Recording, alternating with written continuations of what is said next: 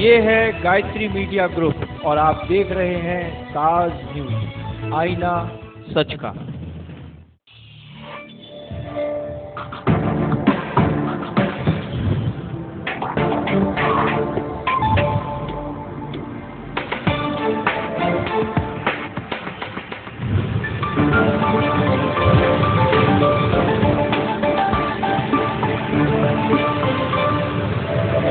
नमस्कार, ताज न्यूज के prime bulletin में स्वागत है आपका। मैं हूं मीनू सिंह और आइए खबरों की शुरुआत करते हैं सुर्खियों के साथ।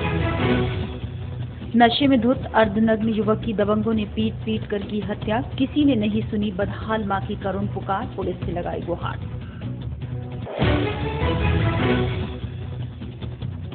साथी वकील की हत्या को लेकर सड़कों पर उतरे जिले भर के अधिवक्ता। कहीं जाम, कहीं प्रदर्शन तो कहीं नारेबाजी कर निकाला पुलिस पर गुस्सा। जन सुविधा शुल्क देकर भी नहीं मिलती कोई सुविधा। निबंधन कार्यालय में घंटों रहा अंधेरा, ठप हो गई जनरेटर व्यवस्था। और पर्यटन को बढ़ावा देगी ताज नगरी के चौराहों पर एलईडी और प्लाज्मा। सैलानियों को मिलेगी शहर और यातायात व्यवस्था की ताजा जानकारी। और अब खबर विस्तार से। शराब की लत किसी के लिए मौत का सबब बन सकती है, किसी को शायद मालूम नहीं था, लेकिन थाना शाहगंज के तमोलीपाड़ा में जो हुआ उसे देखकर किसी की भी रूह कांप जाए। जहां बस्ती के ही दबंग परिवार के लोगों ने युवक को उसकी मां के सामने इतना पीटा कि उसकी जान चली गई, और ये सब वहां मौजूद किसी व्यक्ति ने अपने मोबाइल में कैद कर लिया। पुलिस अब फुटेज की मदद से अपराधियों को खोज रही है। जिस लाडले को मां ने उंगली पकड़कर चलना सिखाया, उसी मां के सामने उसके लाडले को पड़ोसी दबंग ने लाठी डंडों से इतना पीटा कि उसने सैकड़ों लोगों के सामने दम तोड़ दिया। उसका कसूर सिर्फ इतना था कि उसने नशे की हालत में महिलाओं के सामने अपना पैंट उतार दिया। बस फिर क्या था, उसे घर से घसीटकर कई लोगों ने लाठी डंडों से और महिलाओं ने चप्पलों से इतना पीटा कि उसकी मौत हो गई। इस पूरी घटना को एक मोबाइल में कैद कर दिया गया है। मैं संजय ने मारा, 4 जने डंडन थे, महंगाई थे, लातन थे, घर में यहाँ कैसे के ले आए। तब बेरहमी से उस बच्चे को मारा जा रहा था। जिस तरीके से है ना, उसे खुद बच्चे को होश नहीं था, और यहाँ देखने वाली पब्लिक कोई भी एक दबंग आदमी के सामने बचाने के लिए हिम्मत नहीं कर रही थी। लाठी डंडों से और लेडीजों ने भी मारा उसको। ये घटना है थाना शाहगंज इलाके की। यहाँ रहने वाले जीतू की पड़ोस के ही रहने वाले दबंग लोगों ने इस बात को लेकर पिटाई की कि वो शराब के नशे में अर्धनग्न हो गया। फिर क्या था, पड़ोस के रहने वाले दीपू, अनिल, मुकेश और उसके भाइयों ने उसे घर से खींचकर जमकर पीटा। यही नहीं, महिलाओं ने भी जीतू की जमकर पिटाई की। मृतक जीतू की मां मुन्नी देवी के मुताबिक उन लोगों ने जमीन पर डालकर इतना पीटा। मां ने उसे काफी बचाने की कोशिश भी की, लेकिन उन दबंगों ने मां को भी जान से मारने की धमकी दी। इस पूरी घटना को एक व्यक्ति ने अपने मोबाइल में कैद कर लिया। जब इस घटना के बारे में क्षेत्र के एएसपी से बात की तो उन्होंने वीडियो होने से अनभिज्ञता जाहिर कर दी। फिलहाल पुलिस का कहना है कि अगर वो वीडियो हमारे पास आती है तो उसे जांच कर जो भी आरोपी होंगे उनके खिलाफ कार्रवाई की जाएगी। ये कल एक लड़का है 20 साल का, जीतू सन ऑफ बलराम, इसके मरने की सूचना मिली। मौके पर जानकारी ये मिली कि ये 5-6 बजे लगभग ये रहने वाला है बलराम का बेटा कमोलीपाड़ा था। तो ये सूचना मिली कि कुछ झगड़ा वगैरह हुआ था। ये असल में गया जहाँ किराए पर रहता था संजय नाम के आदमी घर में, वहाँ वो शराब पीकर अश्लील हरकत कर रहा था, कपड़े वगैरह निकाल कर उसके बेटी के सामने नंगा वगैरह हो रहा था। तो उन्होंने कहा कि मना किया उसको, फिर भी अब नशे में था तो वो गलत हरकत कर रहा था। तो एक थोड़ा सा उन्होंने उसको डांट फटकार के 1-2 मार करके भेज दिया। जिले में लगातार हो रही आपराधिक वारदातों को रोकने के लिए आगरा पुलिस द्वारा अपराधियों की धरपकड़ के लिए चलाए जा रहे अभियान में जगनेर पुलिस को उस वक्त बड़ी सफलता हाथ लगी जब कई संगीन मामलों में वांछित 12,000 के इनामी शैलू को गिरफ्तार कर लिया गया। इसके कब्जे से पुलिस को एक तमंचा भी बरामद हुआ है। आगरा में लगातार बढ़ रहे अपराध को रोकने के लिए आगरा पुलिस ने कमर कस ली है, जिसके चलते आगरा में पुलिस ने कुख्यात बदमाश शैलू को गिरफ्तार कर लिया। आगरा पुलिस ने शैलू पर 12,000 का इनाम घोषित किया था, जिस पर आगरा पुलिस ने शैलू को मुखबिर की सूचना पर थाना जगनेर इलाके से गिरफ्तार किया। शैलू पर हत्या और लूट के 1 दर्जन से ज्यादा आपराधिक मामले दर्ज हुए हैं। शैलू के पास से पुलिस को एक देसी रिवॉल्वर और 4 जिंदा तमंचे बरामद किए। शैलू की गिरफ्तारी से पुलिस ने राहत की सांस ली है। तो पिछले 2 साल से वंचित एक शैलू उर्फ रामवरण पुत्र गोपी गुजर, जिनका आपराधिक इतिहास काफ़ी लंबा है और जिनके ऊपर हमारे जनपद से 12,000 का इनाम है, ऐसे अभियुक्त को उन्होंने गिरफ्तार किया है। वो पूरी टीम को और मैं अपने तरफ से बहुत बधाई देता हूँ। एसपी वेस्ट फोर्स के लिए बधाई देता हूँ, उनकी टीम को बधाई देता हूँ। किस मामले की हत्या का वांछित? देखिए, काफ़ी सारे मुकदमे हैं उनके ऊपर। 302 के हैं, 307 का है, चौथ वसूली के हैं और भी अन्य मुकदमा। क्या इनाम भी हो सकता है? हाँ, 12,000। इलाहाबाद में हुई साथी की हत्या से आगरा के वकीलों में है भारी आक्रोश, जिन्होंने शहर के विभिन्न मार्गों पर जमकर प्रदर्शन किया। जनपद आगरा के वकीलों ने जहां दीवानी चौराहे पर जाम लगाकर अपनी नाराजगी जताई, तो वहीं तहसील के वकीलों ने खाकी वालों की गाड़ियां रोककर नारेबाजी की और उन पर जमकर अपना गुबार निकाला। आगरा के वकीलों को खंडपीठ के मसले पर इलाहाबाद के वकीलों का साथ बेशक न मिला हो, पर वहां हुई एक वकील की हत्या पर आगरा का अधिवक्ता समाज द्रवित हो गया और दरोगा द्वारा की गई हत्या के विरोध में उसने पुलिस के खिलाफ जमकर भड़ास निकाली। उनमें गुस्सा इस कदर था कि तहसील चौराहे पर जाम लगाते वक्त काले कोट वालों ने पुलिस के सिपाही से भी भिड़ने में गुरेज नहीं किया और बाइक पर जा रहे पुलिसकर्मी की चाबी निकालकर नाराजगी जताई। उन्होंने इस दौरान तहसील के गेट पर भी जाम लगाया। जो इलाहाबाद में हत्याकांड हुआ है, जघन्य हत्याकांड, और पुलिस के एक जिम्मेदार अधिकारी द्वारा सर्विस रिवॉल्वर का प्रयोग कर हमारे अधिवक्ता साथी की उन्होंने जान ली है, ऐसे व्यक्ति के खिलाफ हमारे पूरे समुदाय में, उत्तर प्रदेश में ही नहीं बल्कि पूरी ऑल इंडिया में भी ये संदेश गया है कि ऐसे पुलिस अधिकारी जिन्होंने अपने अधिकारों का, कर्तव्यों का कोई ज्ञान नहीं है। ये पुलिस प्रशासन ने ये बहुत बुरी इन्होंने ऐसी घटना घटित कर दी हम अधिवक्ताओं के लिए, जो हम लोग न्याय दिलवाते हैं। उन्होंने न्याय की कोर्ट में जाकर उन्होंने हत्या कर दी और न्याय के मंदिर में, और जिस सर्विस रिवॉल्वर से उसने गोली चलाई है। बताइए आगे भविष्य में हम पर ये अत्याचार हो रहे हैं तो आम जनता पर क्या हो रहा होगा। जबकि जनपद न्यायालय के वकीलों ने भी इस घटना पर भारी प्रतिक्रिया जताई है। उन्होंने नाराजगी स्वरूप दीवानी चौराहे पर जाम लगा दिया, जिसके बाद पुलिस और प्रशासन के अफसरों ने उसे खुलवाया। वकीलों ने बाकायदा एडीएम सिटी राजेश श्रीवास्तव को ज्ञापन सौंपते हुए मुआवजा राशि बढ़ाए जाने की मांग की। कांग्रेस प्रदेश नेतृत्व द्वारा 12 मार्च को रेल रोको और हाईवे जाम करो आंदोलन का ऐलान किया गया था। इसी कड़ी में शहर और जिला कांग्रेस कमेटी के पदाधिकारियों ने नेशनल हाईवे 2 पर जाम लगाकर प्रदेश और केंद्र सरकार की नीतियों का विरोध किया।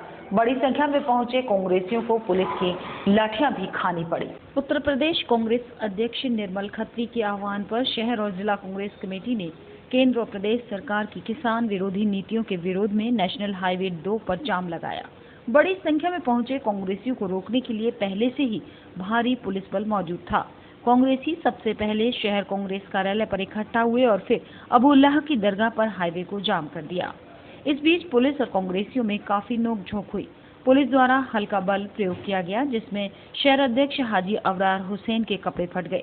इस स्थिति को देखते हुए रैपिड एक्शन फोर्स को भी बुला लिया गया। प्रदर्शन में कई कांग्रेसी चोटिल भी हुए हैं। कांग्रेस अध्यक्ष का कहना था कि केंद्र और प्रदेश सरकार किसान और गरीबों की तरफ ध्यान नहीं दे रही। जो केंद्र में भी निकम्मी है और उत्तर प्रदेश में भी निकम्मी सरकार है। महिलाओं के संग अभ्यर्थना की है। इतनी महिला कांग्रेसी कार्यकर्ताओं के संग लाठी डंडे बरसाए। बड़े अफसोस की बात है कि हम जो है केंद्रीय मंत्री प्रधानमंत्री मोदी जी और उत्तर प्रदेश के मुख्यमंत्री अखिलेश यादव की मांग करते हैं कि वो तुरंत इस तरीके से जो कांग्रेस कार्यकर्ताओं पर जो लाठीचार्ज और कपड़े फाड़ने का पुलिस ने घिनौनी हरकत की है, उनको इस्तीफा दे देना। पुलिस कमेटी के आह्वान पर रेल रोको आंदोलन और चक्का जाम आंदोलन जो हमने किया, उसमें जिस तरह से पुलिस ने हमारे साथ, शहर अध्यक्ष महोदय के साथ जिस तरह से बर्बरतापूर्ण लाठीचार्ज और कपड़े फाड़ने का जो काम किया है, हम उसकी भर्त्सना करते हैं और इस आंदोलन को हम जमीन पर ले जा करके बहुत दूर तक लड़ेंगे। साथ ही मैं बताना चाहता हूं मुलायम सिंह सरकार को कि इस तरह से लाठी डंडों से कांग्रेस के कार्यकर्ता झुकने वाले नहीं हैं। जनता की समस्या को लेने के लिए हर तरह की कुर्बानी देने के लिए। वहीं कांग्रेसियों का कहना था कि जिस तरह पुलिस ने बर्बरता दिखाई है, उससे हम कांग्रेसियों के हौसले झुकने वाले नहीं हैं। हालांकि किसी भी अव्यवस्था से बचने के लिए पुलिस प्रशासन ने काफी इंतजाम कर रखे थे और आला अधिकारी भी मौके का जायजा लेते रहे, लेकिन कांग्रेसियों के हंगामे के चलते आवागमन कई घंटों तक बाधित रहा, जिससे जनता को भारी मुसीबतों का सामना करना पड़ा। शोपीस बन गए हैं गांव देहात में लगे हैंडपंप और पानी की टंकियां। जिला प्रशासन द्वारा कराए गए सर्वे में असलियत निकलकर सामने आ गई। जिला पेयजल एवं स्वच्छता मिशन की टीम ने ये रिपोर्ट सौंपी है। मुख्य विकास अधिकारी एम.के. पालीवाल ने इस संबंध में बताया कि इसके लिए जल निगम जिम्मेदार है, जिससे जवाब तलब किया जाएगा। ग्रामीण विकास पर शासन के जोर के बाद हरकत में आई सरकारी मशीनरी के मंसूबों को उनके अपने ही फलीता लगाने का काम कर रहे हैं, जिनकी कारगुजारी आज जग जाहिर हो गई। जिला पेयजल एवं स्वच्छता मिशन की टीम द्वारा किए गए सर्वे की रिपोर्ट जब मुख्य विकास अधिकारी की टेबल पर पेश हुई तो सारी स्थिति सामने थी। इस टीम ने कई गाँव में जाकर सत्यापन किया तो पेयजल के बड़े बदतर हालात सामने आए। मामला सामने आने पर सीडीओ एम.के. पालीवाल भी आश्चर्य किए बिना नहीं रह पाए, जिन्होंने जल निगम से जवाब सवाल करने की बात कही है। दरअसल आगामी समय गर्मियों का आ रहा है, जिसके आने पर पेयजल की खपत बढ़ जाएगी और उसकी गुणवत्ता से लेकर उपलब्धता तक सुनिश्चित करने के लिहाज से प्रशासन ने अपनी कवायदें तेज कर दी। जन सुविधा शुल्क देने के बाद भी निबंधन कार्यालय में पब्लिक को उठानी पड़ रही है असुविधा। बिजली न होने के चलते जिन्हें घंटों अपनी लेखा पढ़ी के लिए इंतजार करना पड़ा। निबंधन कार्यालय में जनरेटर व्यवस्था भी ध्वस्त होने से वहां आए लोगों का पारा और चढ़ गया, जिन्होंने इस अव्यवस्था के लिए उन्हें खूब खरी-खोटी सुनाई। तहसील सदर में गुरुवार के दिन सुबह से लेकर दोपहर बाद तक बिजली का कोई अता पता नहीं था। इसकी वजह से वहां का कामकाज एकदम ठप पड़ गया। चारों ओर लाइटिंग न होने से उजाले का अभाव रहा और मोटी रकम लेकर लिखापढ़ी कराने आए लोगों की सांसें भी सांसत में पड़ती रहीं। हालात इतने दुश्वार रहे कि इस दौरान निबंधन अधिकारी न तो जनरेटर का ही इंतजाम कर सके और न ही कोई संतोषजनक जवाब दे पाए। वहां आए लोगों ने जिन्हें खूब खरी-खोटी सुनाई। ऑफिस जो है यहाँ से गवर्नमेंट को सबसे ज्यादा रेवेन्यू मिलता है, उसके बावजूद रजिस्ट्री करवाने जब बंदा आता है यहाँ पे कोई जिसको रजिस्ट्री करवानी होती है, सुविधा शुल्क भी ये लेते हैं, सबको पता है। उसके बावजूद सुबह 10 बजे से मेरे बड़े भाई हैं, उनको रजिस्ट्री करवाने आए थे, यहाँ पे हम लोग बैठे हुए हैं। 10 बजे से लाइट नहीं है और यहाँ पे कोई भी जिम्मेदार व्यक्ति नहीं है। ये कहने को बोले लाइट नहीं है साहब, वो हमारा जनरेटर खराब हो गया है, कई दिनों से खराब पड़ा है, वो सही नहीं होगा। तो लाइट कब होगी रजिस्ट्री? बोले रजिस्ट्री तब होगी जब लाइट आ जाएगी। तो ये अंधेरगर्दी चल रही है साहब। रिश्वत लेने में एक नंबर में आगे है और काम करने में कोई पता नहीं है कि क्या होगा क्या नहीं होगा। कोई जिम्मेदार व्यक्ति नहीं है, कोई जवाब देने को राजी नहीं है। वहां पर रोजमर्रा का काम देख रहे लोगों ने बताया कि एक्ट के मुताबिक जन सुविधा के नाम पर निबंधन कार्यालय बाकायदा मोटी राशि भी वसूलता है, लेकिन सुविधा के नाम पर उसके हाथ एकदम खाली हैं।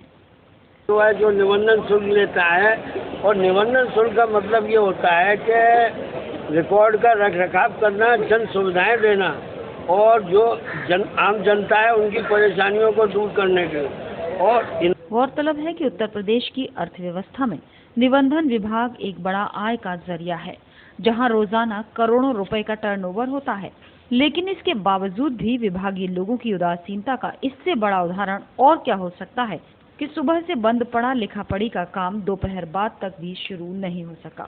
जिले में अवैध शराब के कारोबार से जुड़े शराब माफिया की धरपकड़ में जुटी आगरा पुलिस को उस समय बड़ी सफलता मिली जब पुलिस ने दूसरे प्रदेश से बेचने के लिए लाई जा रही शराब की बड़ी खेप को पकड़ लिया।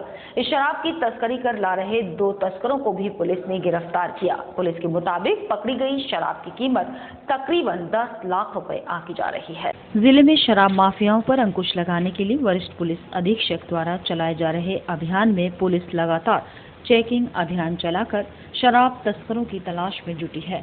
थाना सैया पुलिस को उस वक्त बड़ी सफलता हाथ लगी जब मुखबिर की सूचना पर एक कैंटर को पकड़कर उसकी चेकिंग की गई तो उसमें 230 कार्टून देसी शराब, 65 कार्टून अंग्रेजी शराब बरामद हुई, जो दूसरे राज्य से लाकर आगरा में खपाई जानी थी।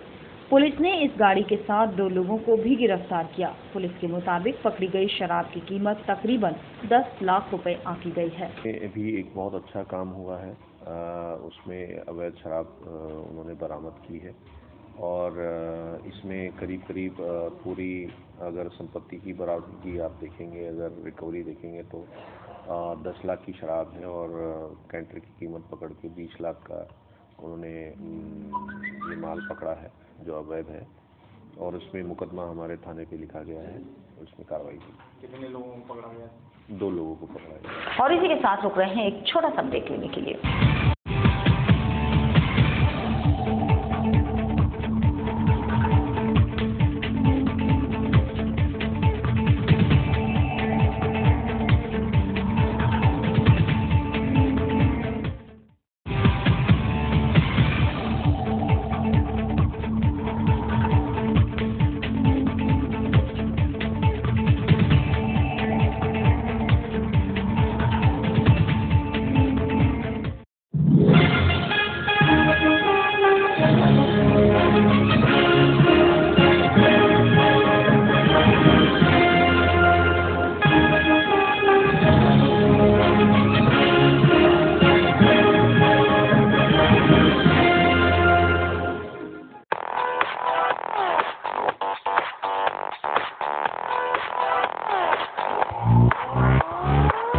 Shri Balaji jewellers, gold, silver और डायमंड ज्वेलरी मिलने का विश्वसनीय स्थान। हमारे यहाँ आपको gold, hallmark certificate gold jewellery नए कलेक्शन के साथ उपलब्ध मिलेगी।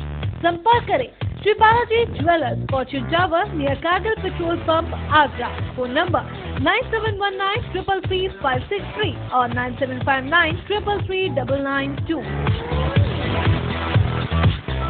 श्री बालाजी ज्वेलरी, दुल्हन की jewellery, AD jewellery, artificial bangles, chain व सभी प्रकार के सेट यहाँ पर उपलब्ध है। तो तुरंत संपर्क करें 21 सुपर बाजार, कारगिल पेट्रोल पंप के पीछे, आगरा। फोन नंबर 9358464218 और 8865911110।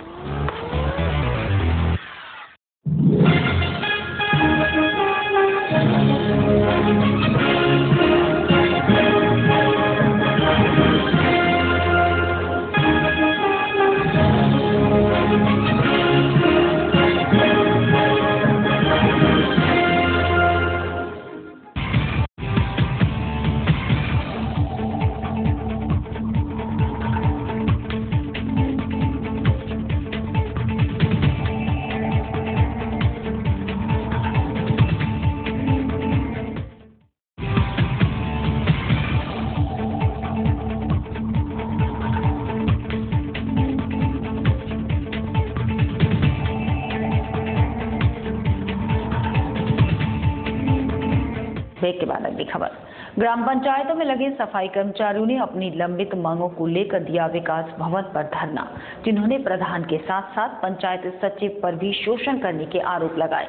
उत्तर प्रदेश पंचायती राज ग्रामीण सफाई कर्मचारी संघ ने सरकारी मशीनरी के खिलाफ नाराजगी जताई और 5 सूत्री ज्ञापन के जरिए प्रशासन को चेतावनी दी। उनके मुताबिक मांगे पूरी न होने पर आंदोलन और तेज कर दिया जाएगा। सर, जो हमारी मांगे हैं, हमने काफ़ी बार अपना प्रयास किया, लेकिन जो ग्राम पंचायत सफाई कर्मचारी संघ का अभी कोई ऐसा वो नहीं था, इसलिए हर कोई शोषण करता चला आ रहा है। उस शोषण को लेकर के हम चाह रहे हैं कि हमारी जो मांगे हैं वो पूरी हों। आज हमने यहाँ हमारी जो ग्राम पंचायत संघ के जो अधिकारी वगैरह हैं जो है वो सब शोषण करते हैं, तो हम उसको लेकर के चल रहे हैं कि हमारे जो प्रमोशन की प्रक्रिया है, प्रथम हमारी जो हमारा सफाई कर्मचारी संघ है जी जिला स्तर की मांगे हैं सर। शहर की छवि को अंतर्राष्ट्रीय स्तर पर और ज्यादा हाईटेक दिखाने के उद्देश्य से अब ताजनगरी के चौराहों पर एलईडी और प्लाज्मा स्क्रीन नजर आ रही है। एलईडी पर शहर में होने वाले हर दिन के कार्यक्रमों की सूचना और यातायात के नियमों के संबंध में जानकारी प्रसारित हो रही है, तो वहीं प्लाज्मा स्क्रीन पर मुगलिया स्मारकों का इतिहास। आइए ज्यादा जानकारी के लिए सीधे चलते हैं शिखर श्रीवास्तव की इस रिपोर्ट की ओर। आगरा शहर, जहां हर दिन हजारों की संख्या में सैलानी आते हैं और ताजमहल के साथ साथ आगरा में बने कई अन्य स्मारकों का दीदार करते हैं। विभाग ने आगरा को विश्व पटल पर उभारने के उद्देश्य से कई महत्वपूर्ण काम किए, जिनसे आगरा की छवि देश विदेश से आने वाले सैलानियों की नजर में और अधिक बेहतर हो सके। इस बार विभाग ने आगरा को एक अत्याधुनिक और आकर्षक उपहार दिया है, जो यहाँ आने वाले सैलानियों के लिए किसी तोहफे से कम नहीं।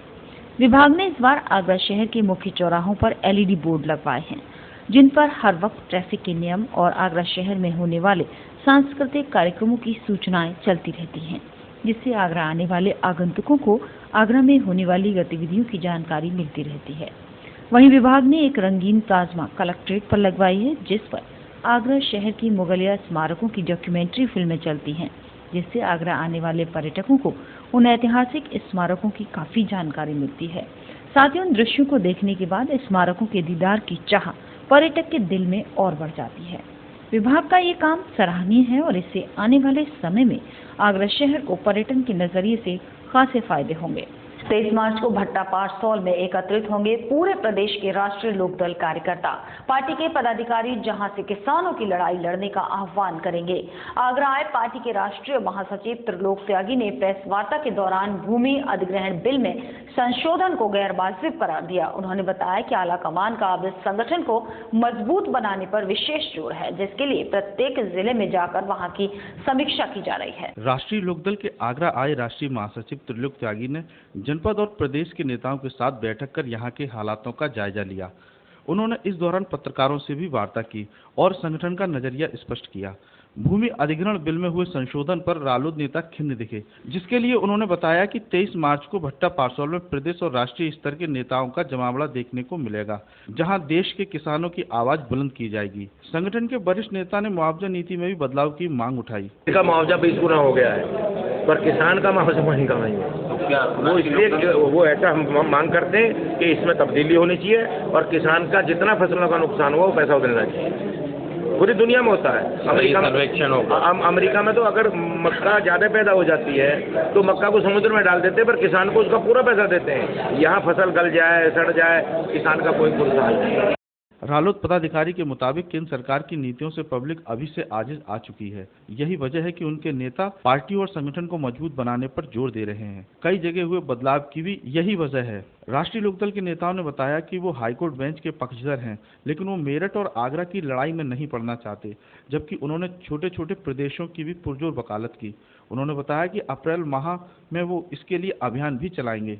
प्रेस वार्ता के दौरान जिलाध्यक्ष ब्रजेश चाहर और प्रदेश महासचिव रामेद परमार के अलावा मंडल और जिले के तमाम वरिष्ठ नेता मौजूद रहे।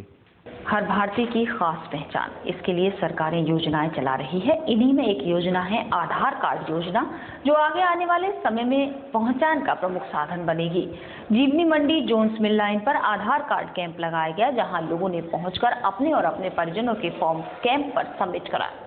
आम आदमी की पहचान के नाम से जाना जाने वाला आधार आगे आने वाले समय में जरूरत की चीज बनने वाला है। यही सोचकर सरकार ने हर व्यक्ति का आधार कार्ड हो, इस कोशिश में योजनाएं चला रही है, कैंप लगवा रही है।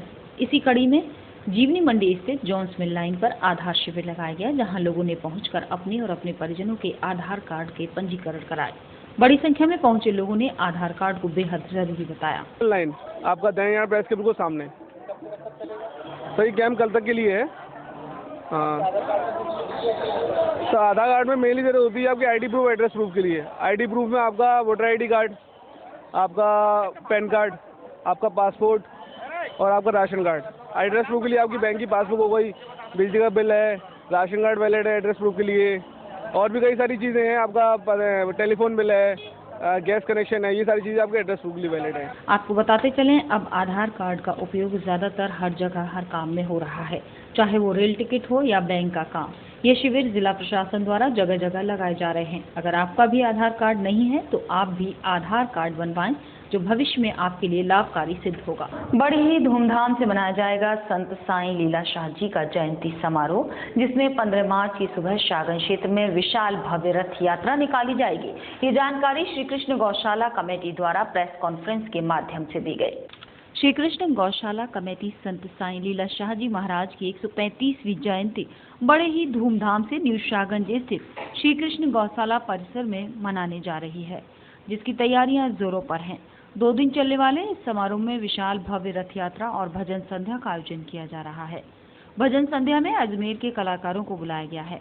पदाधिकारी ने आमंत्रण पत्र का विमोचन कर ये जानकारी दी।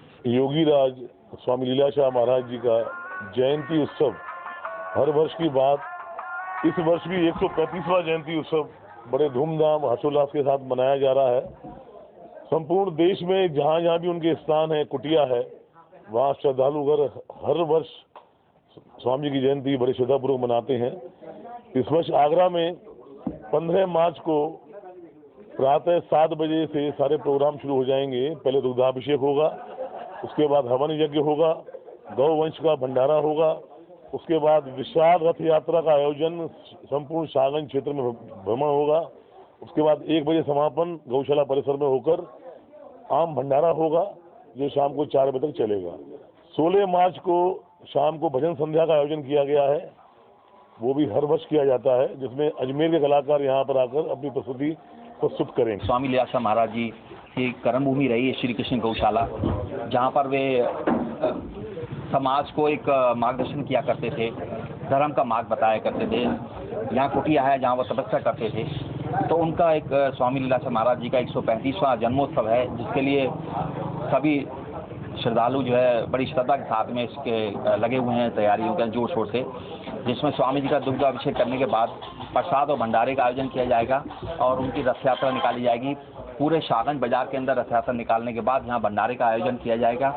हम अपील करना चाहते हैं कि ज़्यादा से ज़्यादा श्रद्धालु उस भंडारे का और प्रसाद का ग्रहण करके उसका लाभ उठाएं। पदाधिकारियों का कहना था कि शाहगंजवासी इस आयोजन को बड़े ही हर्षोल्लास के साथ हर साल मनाते रहे हैं और उन्होंने लोगों से कार्यक्रम में भाग लेने की इस बार भी अपील की। बैंक ऑफ इंडिया ने प्राची एन्क्लेव शास्त्रीपुरम में अपनी 101वीं शाखा का उद्घाटन किया, जिसका शुभारंभ आगरा के जोनल मैनेजर सुरेंद्र कुमार मेहता ने फीता काट कर किया। वहीं इस मौके पर बैंक के सभी कर्मचारी और अधिकारी मौजूद रहे। बैंक ऑफ इंडिया यानी रिश्तों की जमा पूंजी बैंक ऑफ इंडिया ने शुक्रवार को अपनी 101वीं शाखा का शुभारंभ शास्त्रीपुरम स्थित प्राची एन्क्लेव में किया। इस मौके पर बैंक के सभी अधिकारी मौजूद रहे। बैंक के अधिकारियों ने बताया कि ये आगरा शहर में 101वीं शाखा है। साथ ही इस बैंक में ग्रामीणों की सहूलियत को देखते हुए हर सुविधा उपलब्ध कराई गई है, जैसे कृषि लोन, आवास लोन, जो बहुत ही कम ब्याज दर पर होगा। फर्स्ट ब्रांच जो प्राची एन्क्लेव सोनेरी ब्रांच अब इधर खोल रहे हैं और ये ब्रांच हमारा रूरल ब्रांच है और यहाँ जो गांव है लगभग आसपास करीब 8-10 गाँव है, वो गांव के जो भी कृषक है उनको हम सहयोग करेंगे, क्रॉप लोन देंगे और बाकी जो भी एग्रीकल्चर का इम्प्लीमेंट्स और जो भी होगा एग्रीकल्चर के बेस्ट जो भी फाइनेंस है और उसके सर्विसेज SME फाइनेंस सब ये ब्रांच द्वारा हो जाएगा। और हमारा ये एस्टिमेट है कि अभी मार्च तक अभी जो अभी करीब 15-20 दिन बचा है उसमें करीब हमने 15 से 20 करोड़ का बिजनेस करेंगे ये ब्रांच से। और इससे पहले भी हमारा जो यहाँ जो मैनेजर्स और जो स्टाफ लोग 2-3 दिन से यहाँ लगातार सब जो कृषक बंधु उनसे सहयोग किया है और उनका भी यहाँ डिपॉजिट आज बहुत से डिपॉजिट आने वाले कम से कम 2-2.5 अकाउंट आज खोलेगा और कम से कम आज भी 5 से 10 करोड़ का डिपॉजिट और क्रेडिट भी जो आज हम मोबिलाइज करेंगे। इसके अलावा हमारे यहाँ 108 साल का बैंक है। डिपॉजिट में, एडवांसेस में, ग्राहक बंधु को सेवा में बहुत अच्छा नाम है हमको। और ये आगरा जोन में ये 101 ब्रांच जो है हमारा उम्मीद है कि यहाँ इतना अच्छा रहेगा, अच्छा डेवलप हो जाएगा। और जो मैनेजर है बहुत यंग जोन मैनेजर है, यंग मैनेजर है, ब्रांच मैनेजर है। यहाँ ये आसपास गाँव के लिए ये लैंडमार्क बनेगा ग्राहक सेवा में या डिपॉजिट्स में या एडवांसेस में जो भी है बहुत अच्छा बनेगा। बैंक ऑफ इंडिया ने ये ब्रांच शास्त्रीपुरम के देहात इलाके में खोली है, जिससे वहां रहने वाले क्षेत्रीय लोगों को भी इसका लाभ मिले, क्योंकि अभी तक इस इलाके में किसी भी बैंक ने अपनी शाखा नहीं खोली थी। बैंक ऑफ इंडिया की इस नई शाखा में सभी बैंकिंग सुविधाएं शुरू कर दी गई हैं, जिसका लाभ उपभोक्ता उठा सकते हैं।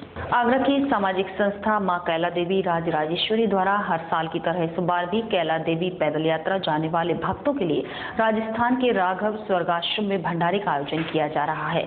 इसी की जानकारी देने के लिए संस्था द्वारा प्रेस वार्ता कर सभी भक्तों को भंडारे का निमंत्रण दिया गया। मां कैला देवी राजराजेश्वरी कमेटी द्वारा की गई प्रेस वार्ता में बताया कि संस्था द्वारा हर वर्ष राजस्थान के राघव स्वर्गाश्रम में इस भंडारे का आयोजन किया जाता है। इस वर्ष भी पैदल जाने वाले भक्तों के लिए इस भंडारे का आयोजन 16 मार्च से 21 मार्च तक किया जाएगा, जिसमें इस बार भक्तों के लिए मेडिकल सुविधाएं भी मुहैया कराई जाएंगी, जिसके लिए कई डॉक्टर्स भी मौजूद रहेंगे जो भक्तों को दवाई उपलब्ध कराएंगे। इसी के साथ संस्था के सदस्यों ने सभी पैदल यात्री और भक्तों से अनुरोध किया कि वो भंडारे में आकर प्रसाद जरूर ग्रहण करें। उपलक्ष्य में पद यात्रियों के लिए 3 वर्षों से भंडारे का आयोजन कर रहे हैं। इस बार हमारी कोरम कमेटी ने ये निर्णय लिया, सामाजिक में भी हाथ बढ़ाना चाहिए हम लोगों को, चाहे वो क्राइम संबंधित हो या अब राजनीति से परे हट करके समाज सेवा करने का हम लोगों ने मन बना। और इसी के साथ फिलहाल बुलेटिन में सिर्फ इतना ही। अगले बुलेटिन में नई खबरों के साथ आपसे फिर होगी मुलाकात। जुड़े रहिए ताज न्यूज के साथ। नमस्कार।